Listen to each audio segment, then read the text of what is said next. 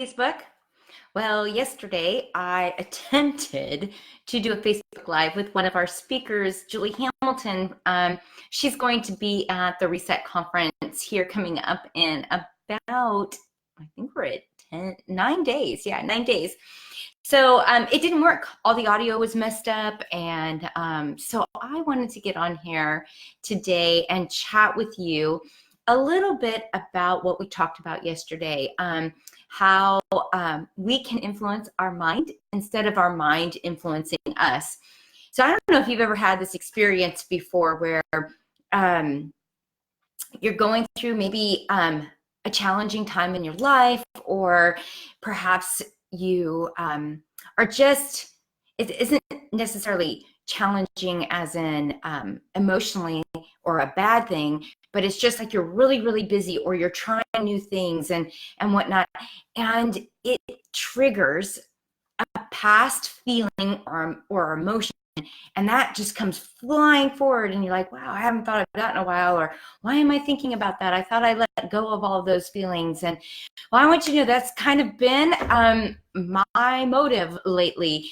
Stepping back into ministry after being gone so long was something new.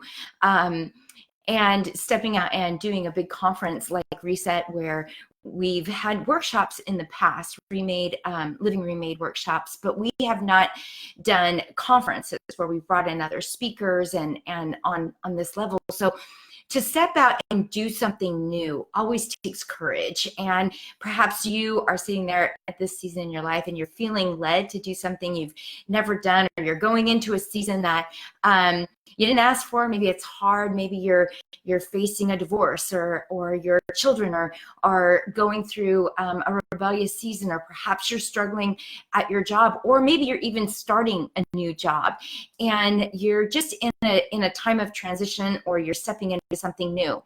Well, I found that over the last few weeks, the stepping into new and putting on this conference, that old mindsets wanted to come forward. I mean, things that I have been working on for the past 2 years, and I fully believe that I have overcome and defeated. I'm finding they want to find a place in my present state of mind, in my present thought process. And so sometimes they come flying in and I don't anticipate, but sometimes I see them coming way back here, and I can go, I see you coming in and you want to just mess with me. And last weekend that really happened. I was struggling with some old thoughts and just some negative thinking about some insecurities and fears of failure, or of people's opinion of me. And I was like, where is that coming from? I mean, I already dealt with this. And what I'm learning is some hurts and some deep wounds in our lives, those triggers or those thought patterns, if the wound or the pain is deep enough, it's going to find its way back to you. And it's going to come forward and want you to take the bait so that you can agree with it and come in alignment with it and entertain it and be its host for a while. But you actually have power not to do that, which is so cool. So how it was explained to me once is, for me, that those fears of like, man, what if I don't do it right, or I fail, or what if people have poor thoughts of me, that stems from a childhood wound from when I was younger.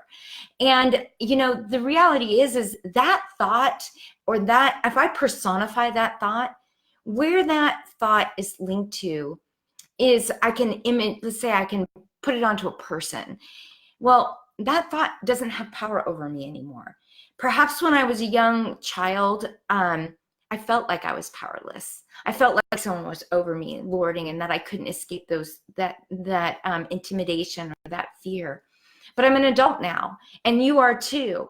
And that thought and the persona of that, if we personify that thought, it's across the street. It's not on our side of the road. And we don't have to even acknowledge its existence. We don't even have to entertain that thought. We can actually turn and walk away from that thought and leave it sitting there on the other side of the street.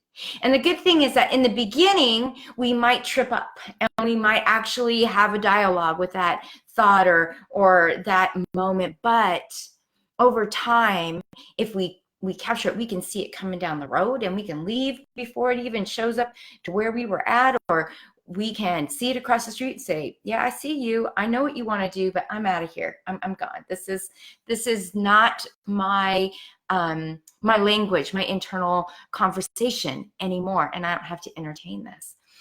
And sometimes I think I should be able to catch those because of all the internal work I've done. Sometimes I think I should be able to catch those faster. And maybe that's you too. Maybe for a season in your life, you've been working on really having a good mindset and being mindful and being self-aware of the internal dialogue that you have. But you find in the season of transition that you're tripping up and you're entertaining those negative thoughts.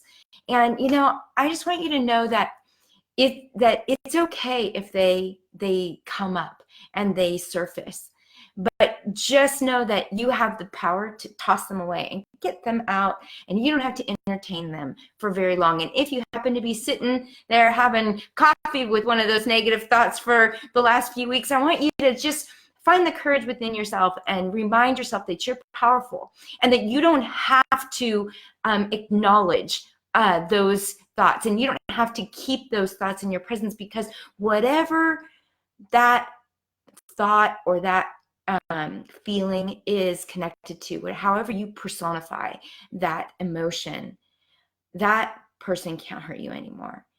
And you don't have to be in a space where they influence you and have power over you. You are powerful and you have control of your life. And if you want freedom from those thoughts, and if you want freedom from those emotions and those fears, then I'm going to tell you, friend, that you have the power to walk away from them. And I see a few of you have stepped on, and we're talking about mindfulness and capturing our thoughts, and I just want to reiterate that whatever that thought or that feeling or that emotion is connected to, wherever its root is, it helps to personify it. Imagine who it's connected with, or who it is that made you feel like that, and remind yourself that they don't have power over you anymore, that you're free and you're full of power, and you have the authority to say, nope, not today. We're not going to do that today. We're not going to entertain that today. You just get out. I know where you're here, and I know where you've come from, and you have no authority over me. So I hope that this little bit of encouragement is it helps you today. And if it did, and you found that this little video was encouraging to you or someone you might, please let me know in the comments below. Or if you know someone who might need this little encouragement about capturing your mind and being mindful of your thoughts, and you think they could use this little example, then please share this with your friends. I want other people to hear these things. Anyway, I just wanted to jump on here really quick, and it was great hanging out with you, and you have a wonderful, wonderful day.